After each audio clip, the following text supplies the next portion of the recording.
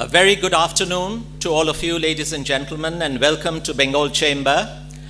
Indeed, a great pleasure to have Ambassador Juster with us this afternoon amidst us.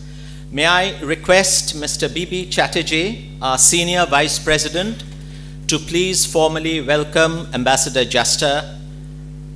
Mr. Chatterjee.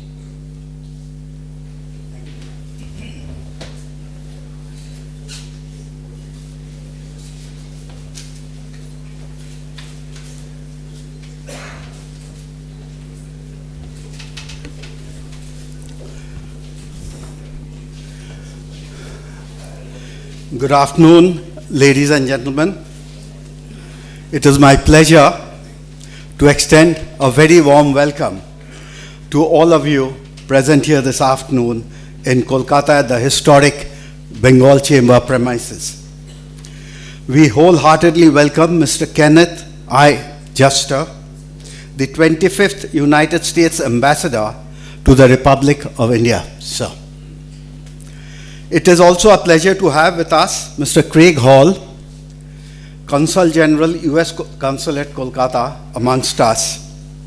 I'm also extremely delighted to have with us on the dais today Mr. Gulshan K. Sajdev, Vice Chairman, National Executive Board, AmCham, India, Mr. Devdas Sen, Chairman, AmCham, Eastern Region, and Mr. Dev Mukherjee, Vice President of the Bengal Chamber. It has been a matter of immense pleasure and privilege for all of us to have closely worked with the United States Consulate General over the past few years. I wish to express our sincere thanks to the Consulate in Kolkata.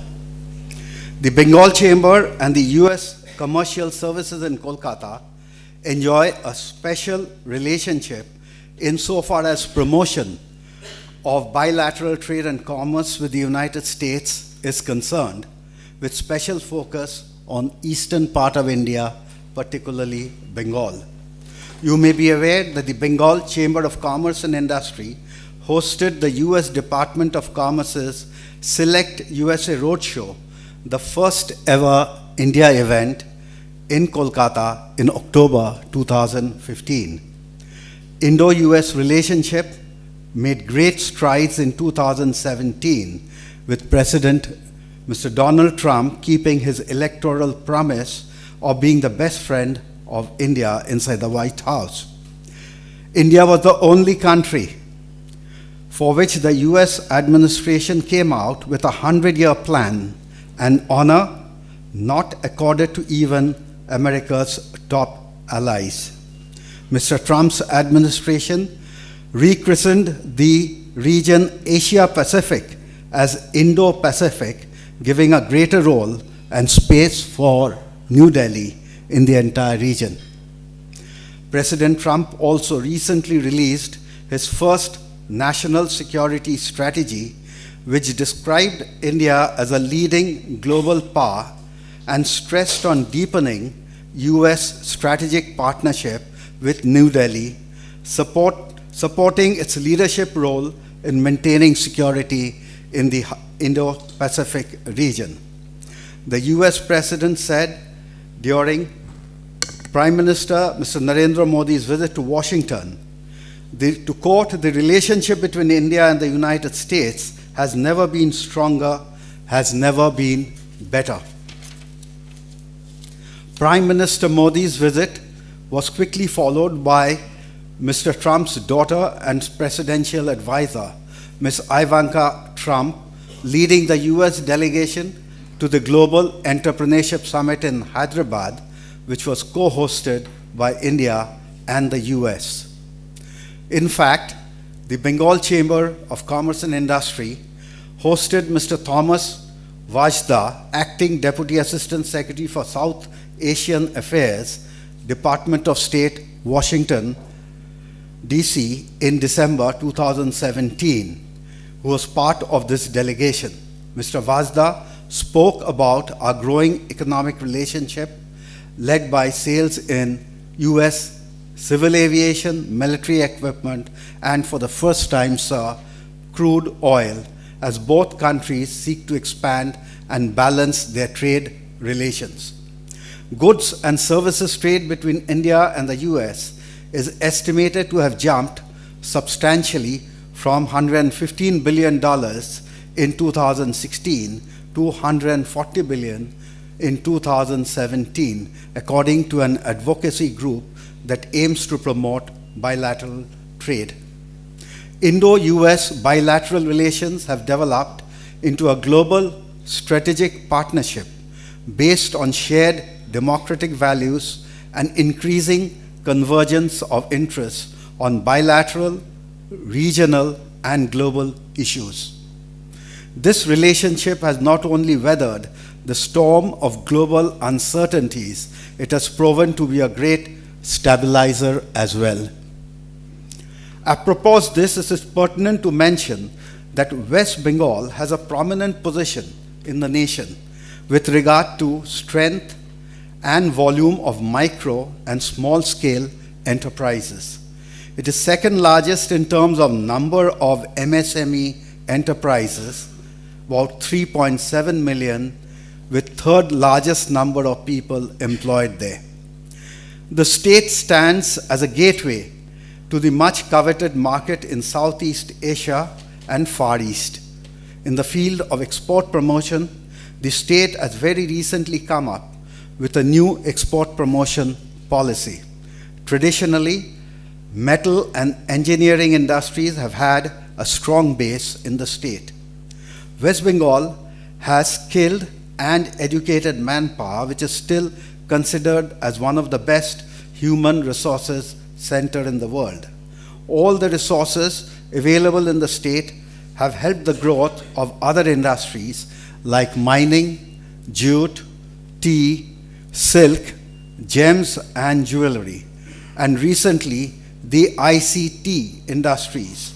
Service sector has provided opportunities of employment with rejuvenation of IT, emerging technologies, and service sector growth. Bengal has a substantial share of entrepreneurs engaged in the US.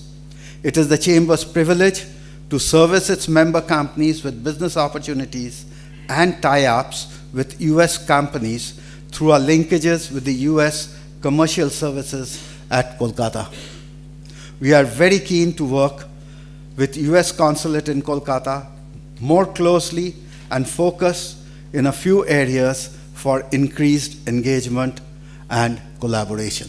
Thank you, ladies and gentlemen. Once again, welcome all of you. Thank you. May I now request Mr. Gulshan Sachdev, Vice Chairman, American Chamber of Commerce Executive Board, to formally introduce the ambassador and take the proceedings forward.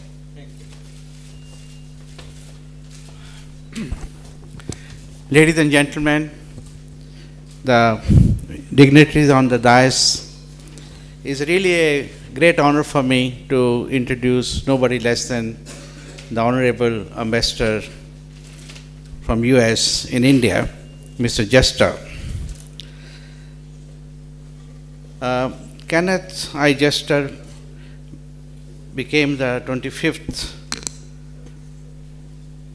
United States Ambassador in Republic of India on November 23rd. Mr. Jester has over 35 years of experience as a senior business executive and senior law partner and senior government official. Mr. Jester served as a Deputy Assistant to the President for International Economic Affairs and Deputy Director of the National Economic Council. He was also a senior member of both National Security Council staff and the National Economic Council staff. In this role, Mr. Jester coordinated the administration and the international economic policy and integrated it with the national security and foreign policy. Prior to that, Mr. Jester was a partner and a managing director at a global investment firm, Warburg Pincus, and the executive vice President of Law Policy and Corporate Strategy at Salesforce.com, a software company that pioneered cloud computing for business enterprises. Mr. Jester also served as a U.S. Undersecretary for U.S. Secretary for Commerce from 2001 to 2005, in charge of Bureau of Industry and Security, overseeing issues such as strategic trade controls, imports, foreign investments that affect U.S. security, enforcement of anti-boycott laws, industry compliance, international arms control agreement. Mr. Jester, co-founder and served as a U.S. chair of U.S.-India High Technology Corporation Group and was one of the key architects of the next step in strategic partnership initiative between United States and India, which helped provide the foundation for historic civil nuclear agreement between India and US, the two countries. Before that, at the state level, Mr. Jester was one of the key officials involved in establishing and managing US assistance programs to Central and Eastern Europe and the former Soviet Union, including setting up the initial enterprise fund for the region. From 1981 to 89 and from 1993 to 2001, Mr. Jester practiced law at a firm called Arnold Porter, working in international arbitration and litigation, corporate counseling, regulatory matters, and international trade and transactions. Among the noteworthy cases was the representation of government of Panama in exile against Norwegian regime. Mr. Jester is currently the member of the Council of Foreign Relations and the American Academy of Diplomacy.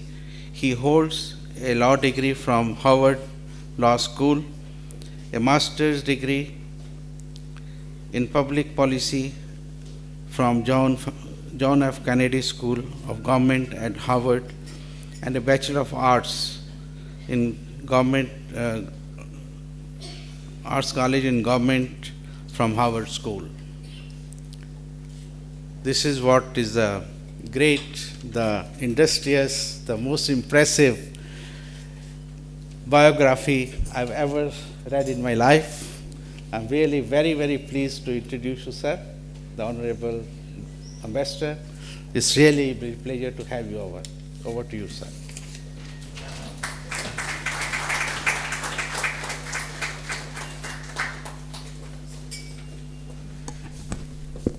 First of all, thank you very much, all of you, for that very kind and generous introduction.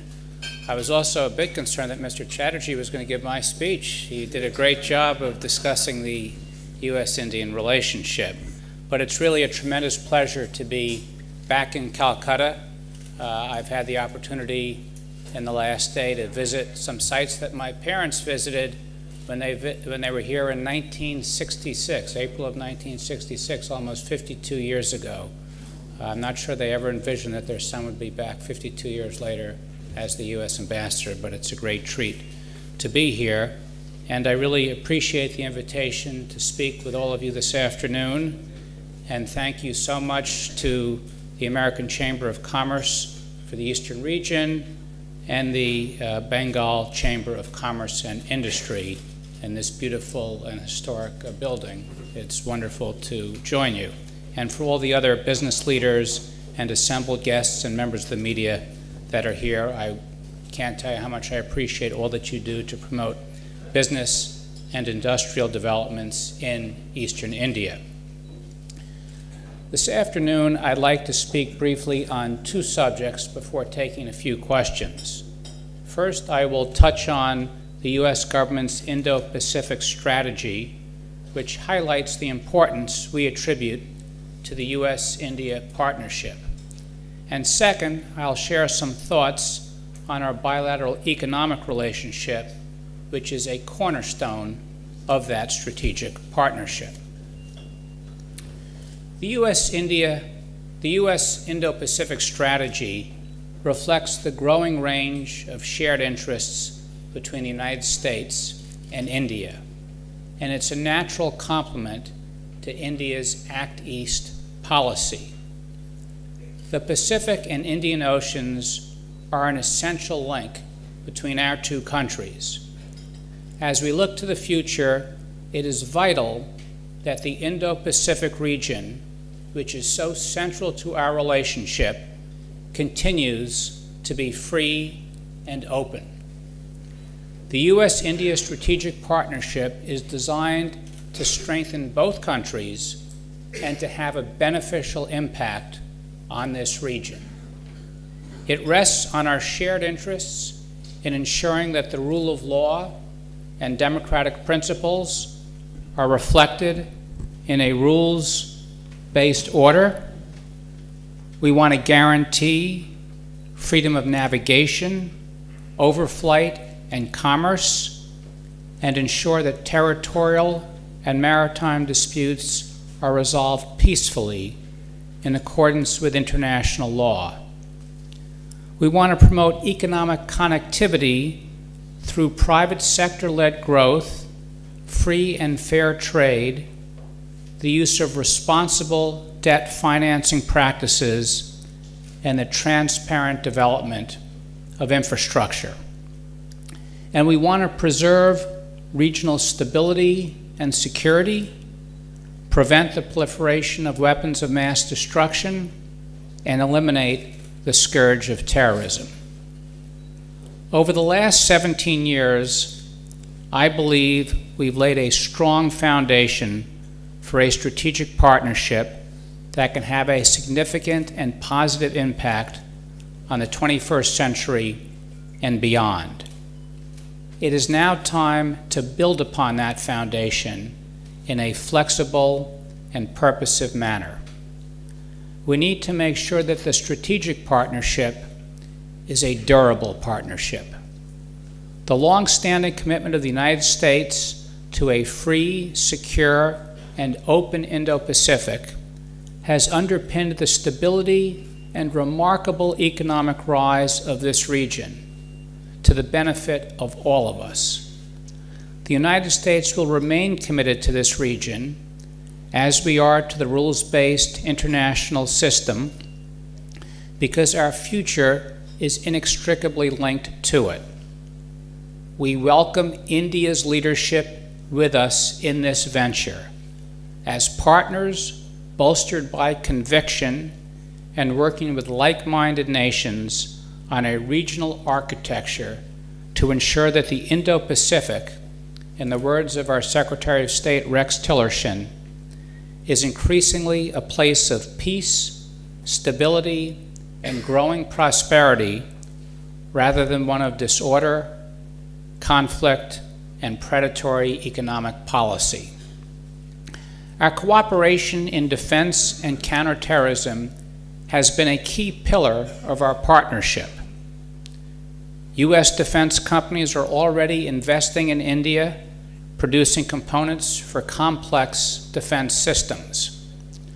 Our Defense Trade and Technology Initiative and the U.S. designation of India as a major defense partner are designed to strengthen our defense cooperation, including opportunities for co-development and co-production in India.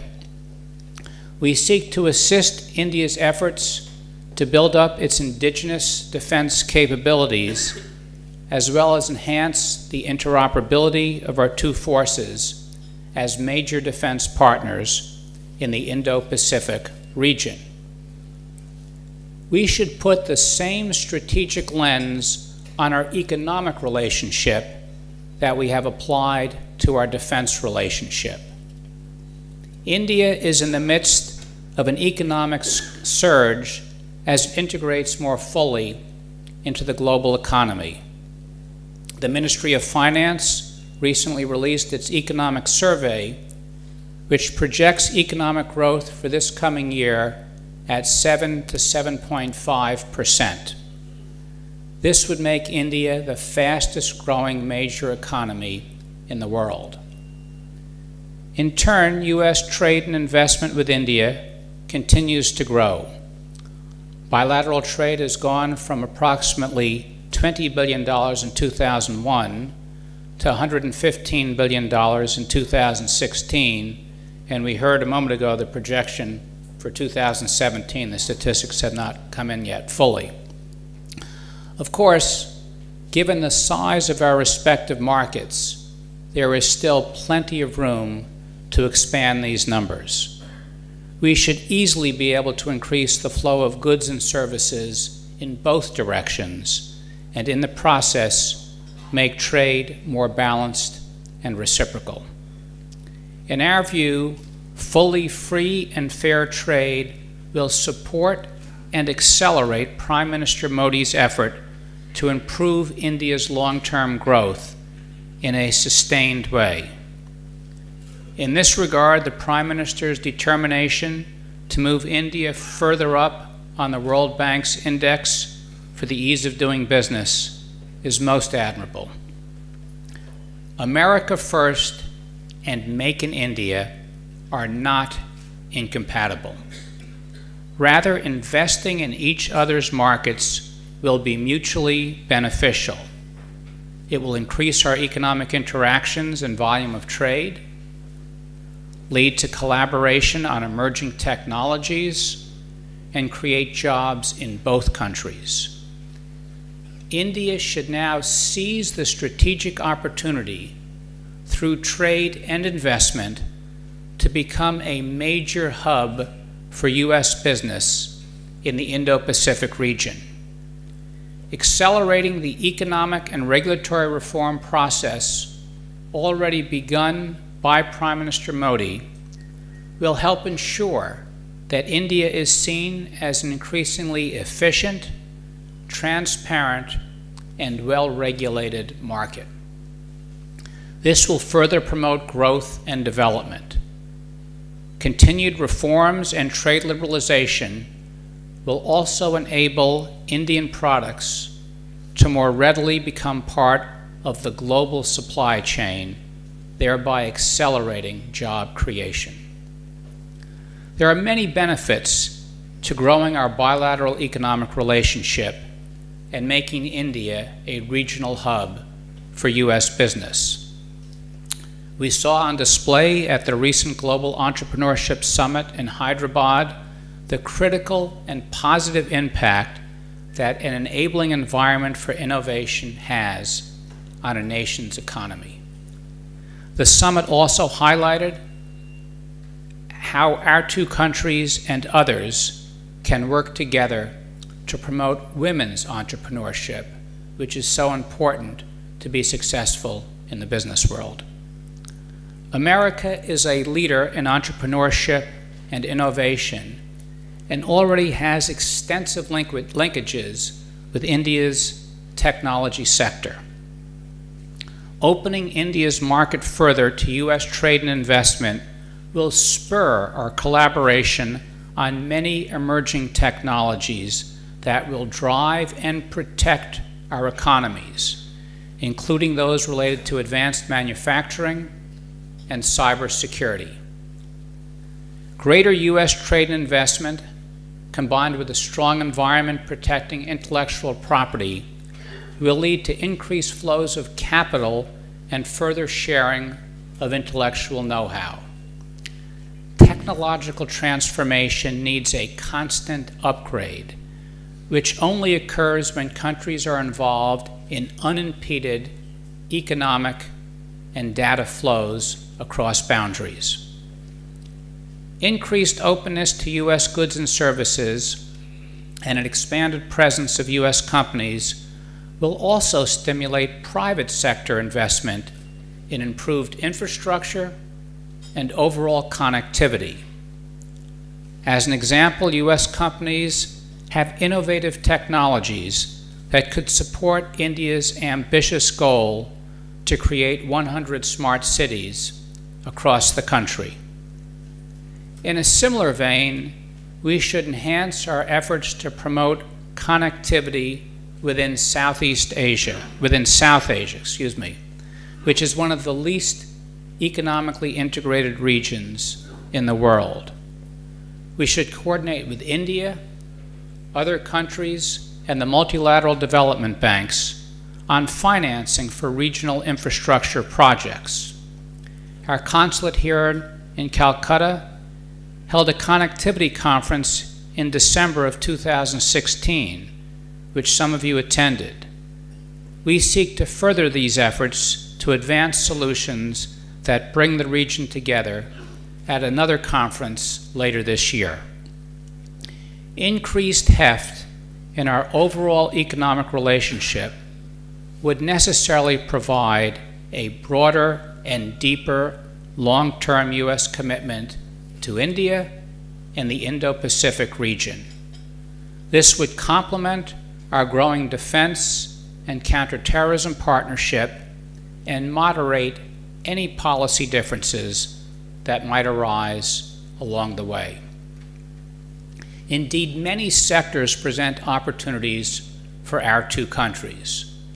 Let me cite just a few examples.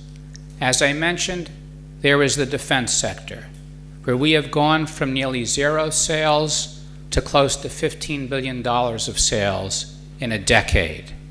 And this includes sales of some of America's most advanced military equipment. We want to see this trend continue because India's defense needs are vast and because the United States, as a global leader in developing advanced military technology, is committed to enhancing India's security. Indeed, we understand that India is projected to spend around $150 billion in this sector over the next 10 to 15 years. So the opportunity for collaboration is enormous. The digital economy and digital services in India are also growing at a rapid rate. India's healthcare sector is expected to grow by almost $300 billion by the year 2020. U.S. environmental technology can play a key role in helping India address air pollution, energy efficiency, and other challenges. U.S. technology can also help India address its food security and agricultural concerns. The opportunity in the energy sector, the opportunities there are enormous. The United States is uniquely positioned to offer India a comprehensive energy partnership. This includes all forms of energy: coal, oil, natural gas, and nuclear power, as well as technology related to clean fossil fuels, smart grids, energy storage, and renewable resources. The United States can also help provide the supporting services, infrastructure, and technology that are necessary for India's efforts to further develop domestic sources of energy and enhance its energy security. And travel, tourism, and education also play critical roles in our trade relationship with India. Indeed, the U.S. National Travel and Tourism Office reported almost 1.2 million Indian visitors to the United States in 2016, and this is expected to grow to 1.4 million by 2022. Moreover, the reported number of Indian students studying in the United States in 2016 was 186,000, making India the second largest source of international students in America. The U.S. business presence in eastern India is an important part of this overall picture. There are close to 200 American companies operating here through direct investments, joint ventures, distributorships and dealerships, and franchisee and license agreements. These U.S. companies operate in a range of sectors, including information technology with companies such as Cognizant and IBM, food processing with PepsiCo Frito-Lay's state-of-the-art potato processing plant and its successful partnership with local farmers, chemicals and petrochemicals with substantial investments by the Chatterjee Group, and business consulting with the Big Four and other firms having significant operations in West Bengal. U.S. companies are also involved in engineering, automotives, life sciences, banking, insurance, consumer products, and hospitality, just to name a few sectors.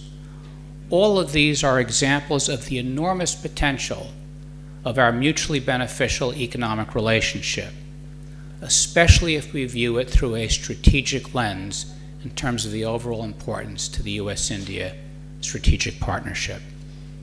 We certainly welcome your ideas and suggestions as to how we can enhance our bilateral trade and investment. We will, of course, continue to advocate on behalf of American companies for, among other things, increased market access, lower tariffs, the elimination of non-tariff barriers, and the protection of intellectual property. Those of you here today can help us expand trade by continuing to refer your companies to the U.S. Commercial Service Office in Calcutta for assistance. And if you're interested in investing in the United States, please consider attending our Select USA Summit in June of this year in Washington, D.C. The U.S. Commercial Service, through our Select USA offices, assists Indian companies interested in investing in the United States. Last year, 10 delegates from East India were part of our Indian delegation to the Select USA Summit, and we're hoping to double that number for this year's summit. Schedule permitting, I'm planning to lead the delegation from India this year and look forward to meeting many of you in Washington, D.C. In today's turbulent world, one constant is and always should be the strength of the U.S.-India partnership. I sincerely believe it is as consequential as any relationship in international affairs, both in the opportunities we have and in our potential impact on the Indo-Pacific region and beyond.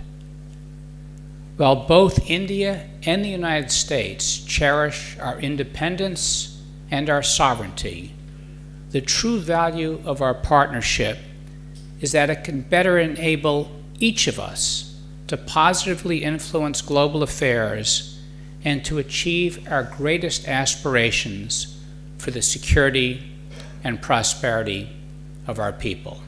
Thank you very much. Do you want me to sit or stand?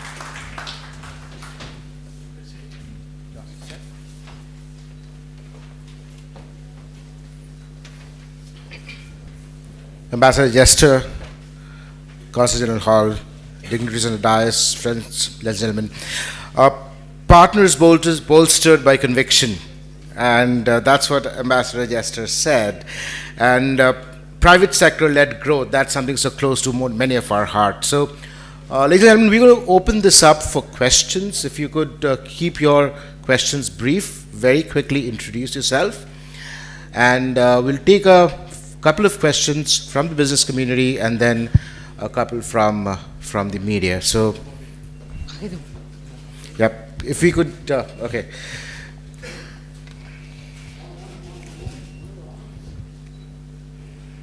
Ambassador, this is somewhat unrelated question.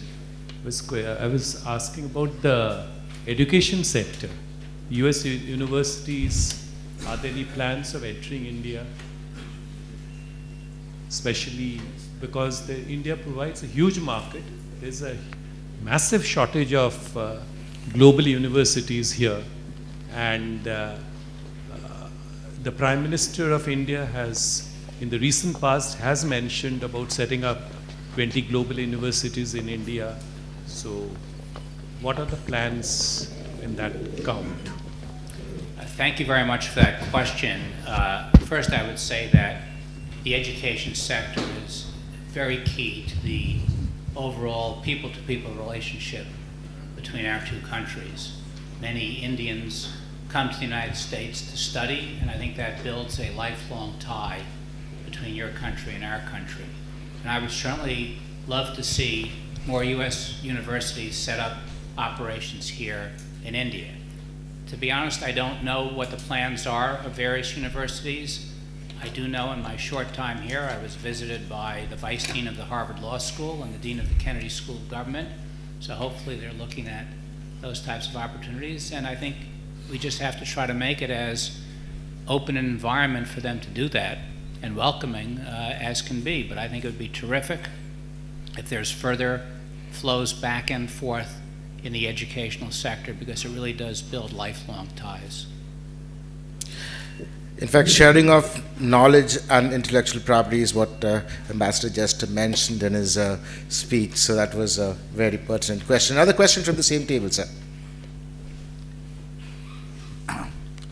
Ambassador Jester, I first must compliment you for that wonderful speech, most inspiring. You referred to, in your speech, you referred to the government's Look East policy, which has now evolved into Act East policy.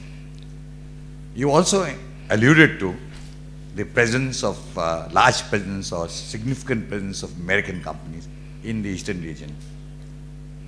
My question to you, Ambassador, is what, in your opinion, are the expectations of investors in the US for the eastern region to develop as a major hub in the in this region, is actually as a connection between the east and the west, the eastern part of the region and the western part of the region. Okay, thank you for that question. And it's difficult to speak for all the companies that come here, and I can't tell you the motivation behind one or another. I do think companies come to this part of the country because it's very vibrant, it's got a big market, and it really can be a gateway to the East, to other countries in South Asia, but also to Southeast Asia. But also in and of itself is a significant market to be involved in. In terms of the connection you were also asking between the East and the West, you know, a lot of U.S. companies, I mean, when a company decides to come to a country, there's a lot of process that goes into it. And I think it's important to understand that, and this is why it's important to address some of the trade barriers. A foreign company may first start to trade in India to see if there is a market for its products and to see if it's a place that it can do business. As trade increases, it then decides it may want to make an investment because it's a good place to be. So it takes some capital and invests it and starts to build out some facilities. But they're still going to want to import parts and other equipment that's related to what they may build in India. Over time, as that investment becomes more profitable and is part of a broader strategy for the company, they'll invest more. They'll switch, they'll do some research and development here. They'll transfer technology and intellectual know-how. As they get more invested, they'll build infrastructure to make sure there are distribution channels, that the roads, the bridges, the seaports, the airports are good. And as that happens, there'll be just increased connectivity both in India and then even in the regions beyond. But that takes time. And so it's very difficult to say, well, we just want companies to invest, but we don't want to lower trade barriers. You've really got to look at the economic interaction as part of a complete process that includes trade, investment, technology exchanges, research development, infrastructure, connectivity, and I think that's what can go on both ways between our countries, and I think it will actually increase the growth here and get it beyond 7 to 7.5% if done correctly. So I don't know if that fully answered your question, but I think being in Eastern India, it can be part of an overall broader strategy for an American company, but we have to make sure that the environment here welcomes the trade and investment that will lead for those opportunities to be fulfilled. Thank you, Ambassador. We do have time for one more question from the business community. Mr. Ambassador, thank you very much that at least you have touched the agriculture. I am from the agriculture sector. Pepsi, the success story you have mentioned very clearly. Yes, we know. But you know, the amount of technology we need for Indian agriculture is enormous. And we are inviting the American technology because our problem is we have small holdings. We need to increase more production and also value addition.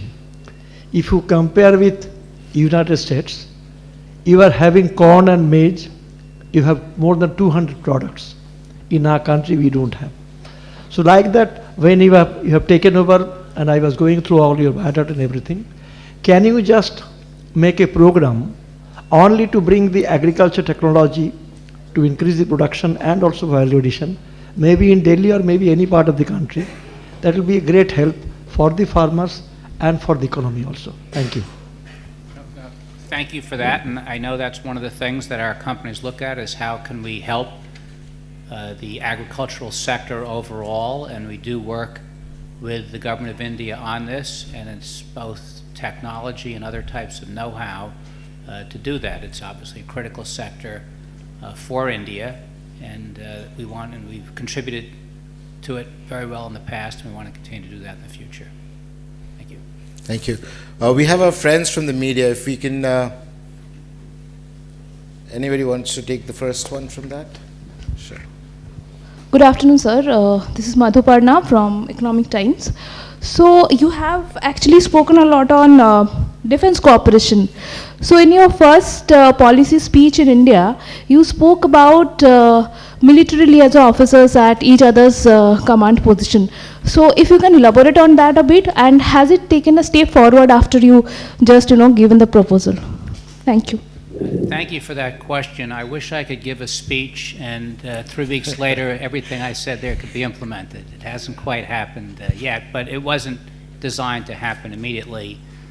We have built up the defense cooperation relationship enormously over the last 10 to 15 years, and we do military exchanges at some of our war colleges and other institutions, and we, in my opinion, need to keep building that out. And I was suggesting that hopefully in the future there could be exchanges at the combatant commands, at our Pacific Command and here in India at your command posts. That's still something in the future. I think the United States is probably a little more inclined to want to do that. I'm not sure the Indian government is completely comfortable with that idea yet, but as I was saying earlier in the educational sector, exchanges bring familiarity, comfort, ease of doing things, a sense of confidence, knowing who your colleagues are in another country. And so when crises occur, when other difficult issues need to be addressed, you already have a network and a sense of how to deal with someone. And that's so important, because at the end of the day, relations between countries are made up by relations between people. And I've always regarded my relationship with India and the Indian people as special.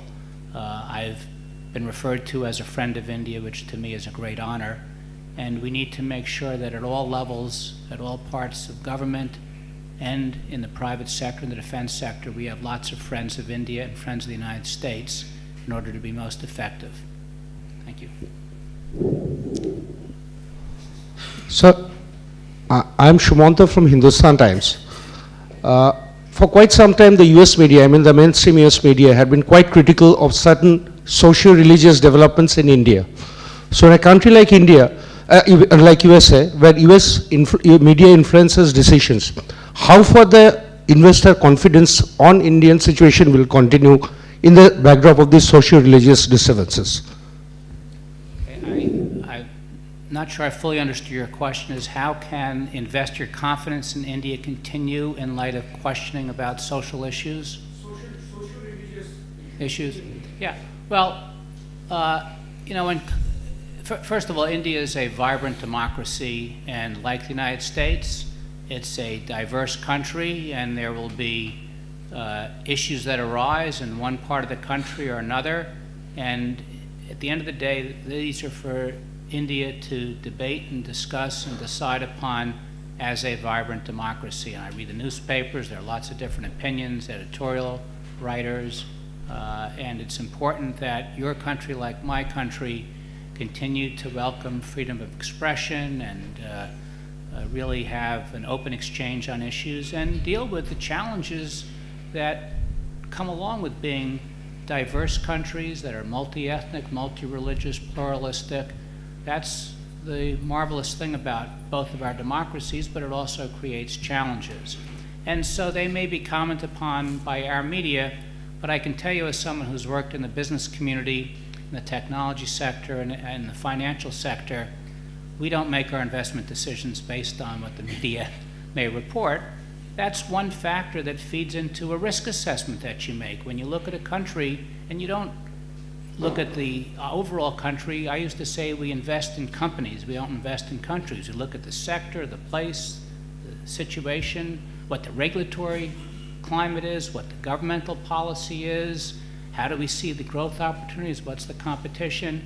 So the fact that the press, as they should, raise issues, question them, that may feed into the overall background assessment, but it's not really what guides a company in making decisions.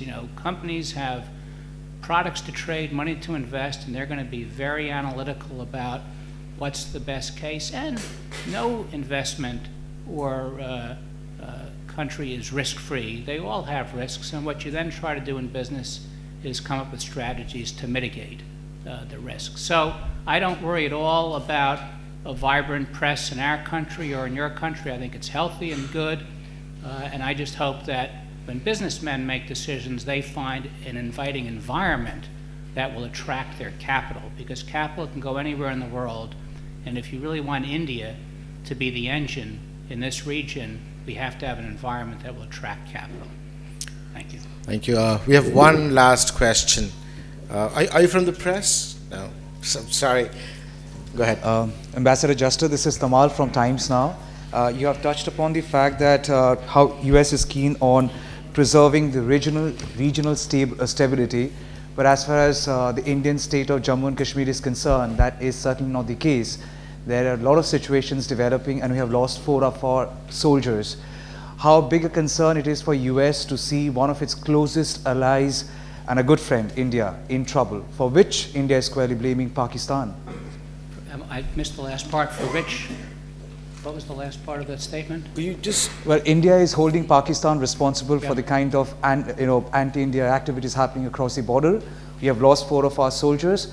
How would US like to respond to the situation, which is developing very fast in the Indian state of Jammu and Kashmir? Yeah, look, it's very painful to see the situation in that region of the country, and we very much hope that it can be stabilized. And we've said very clearly that we have no tolerance for cross-border terrorism in any form. Terrorism is terrorism, and we've spoken out against it.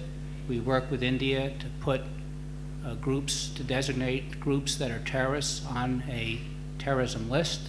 We work to cut off financing, and so that is a concern of ours. We also do not plan, at the very request of the government of India and others, to directly get involved in what is their bilateral border issue and with Pakistan. That's hopefully for the Indians and the Pakistanis to resolve in a peaceful manner, but we've been very clear about our concerns about terrorism, our condemnation of it, and work to put on a terrorism list any group that's involved in any form of terrorism, and cross-border terrorism is as bad as any other type of terrorism. Thank you, Ambassador Jester. It was a very inspiring speech, and thank you so much again for taking time out and speaking to all of us. From the business community, as you said, put the strategic lens into the economic relationship as we have in the defense relationship is an expectation that we have. Thank you again. Well, on behalf of Bengal Chamber, may I we would like to register our deepest appreciation and our gratitude to Ambassador Jester for his time and his interaction with the members of the Chamber as well as the media. A special thank you to Consul General Hall for making it all happen. And of course, thank you to all of you, our former presidents, the press, and all of you, ladies and gentlemen, for coming over, being such a patient and interactive audience. Thank you very much. May I now request our Senior Vice President, Mr. Chatterjee, to, as a mark of our appreciation, present a small memento to Ambassador Jester.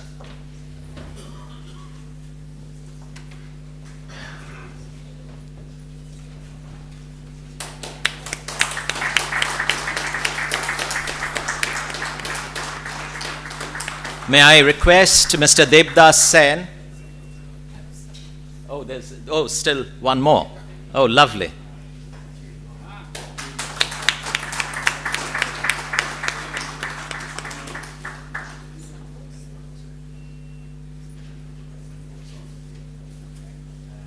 And our chamber tie.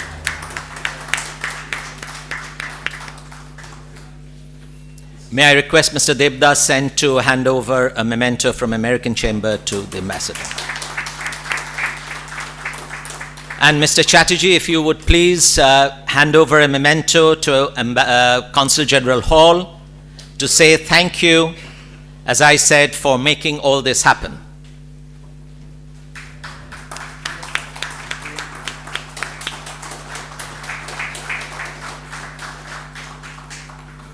Thank you very much indeed,